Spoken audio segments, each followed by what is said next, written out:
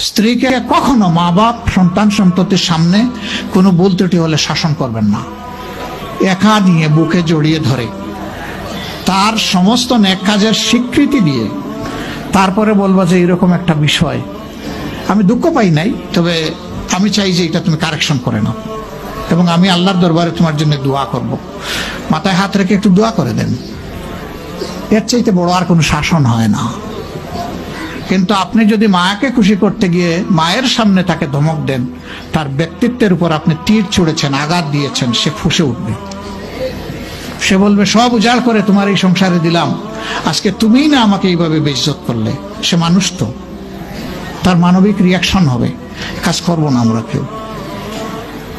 আমাদের জীবনের অংশ, আমাদের হাড়ের অংশ, আমাদের কলিজার অংশকে আমরা সেইভাবে সম্মান দিব ইনশাআল্লাহ। আমরা ভালোবাসবো সে আমার স্ত্রী, আমরা শ্রদ্ধা করবো সে আমার সন্তানের মা। স্ত্রী হিসাবে ভালোবাসা পাবে, মায়ের জাতি হিসাবে সুসম্মান পাবে।